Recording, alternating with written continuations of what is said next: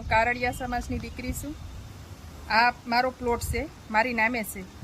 અમારે આમાં મકાન હતું, એ મકાન પાડી અને અમે મોટું મકાન બનાવવા માટે નગરપાલિકામાં મંજૂરી લેવા માટે ગયા, તો ત્યાં અમને મંજૂરી નથી આપી।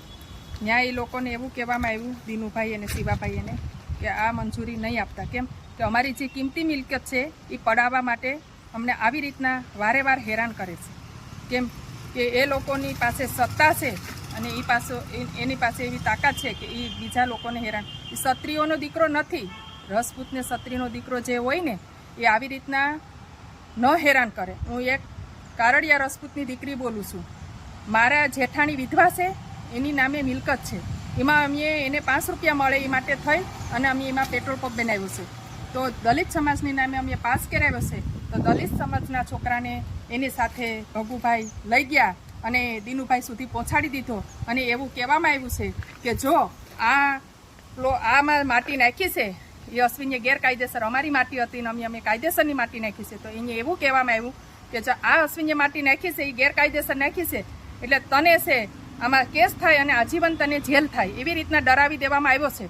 ડરાવી અને એની સાથે પકડમાં લઈ લેવામાં આવ્યો છે ને એને એવું કહેવામાં આવ્યું છે કે તારે એ પંપ છે એ તારી નામે છે અને એ પંપ છે એ પેટ્રોલ પંપ છે એ તું ચલાવી શકે છે અને તો અશ્વિનને કોઈ જાતની હા પાડતો નહીં અને હું તને 50 લાખ રૂપિયા દેવા માટે તૈયાર છે।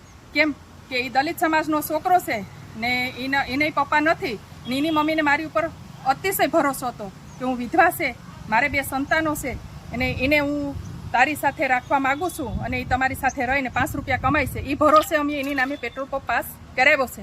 તો આજે આ લોકો કારડિયા રજપૂતનો દીકરો નથી, દિનુભાઈ કારડિયા રજપૂતનો દીકરો નથી। હું વારે વાર કહું છું, રજપૂતની દીકરી થઈને કહું છું કે કારડિયા રજપૂતનો દીકરો નથી। બાકી આવી રીતના હેરાન ન કરે। એક વિધવા બાઈ છે, એને 2 સંતાનો છે, એને અભ્યાસ માટે એને વારે વાર પૈસાની જરૂર પડે છે, તો અમે એવું ઈચ્છ્યું હતું કે આને 5 રૂપિયા મળે, દલિત સમાજના છોકરાને 5 રૂપિયા મળે, તો એને ભગુભાઈ, દિનુભાઈ, શિવાભાઈ એવી રીતના એને કહેવામાં આવ્યું છે કે આ તને 1 રૂપિયો નહીં આપે, આ જગ્યા પેટ્રોલ પંપનો માલિક તું છે, તું ધારે કરે। અમારી માટે એને લઈ પોલીસ સ્ટેશનમાં લઈને પણ મારા ઘરવાળા ઉપર 3 કેસ કરવા માટે મોકલેલો છે, પણ અમે સત્યના રસ્તા ઉપર હાલીએ છે।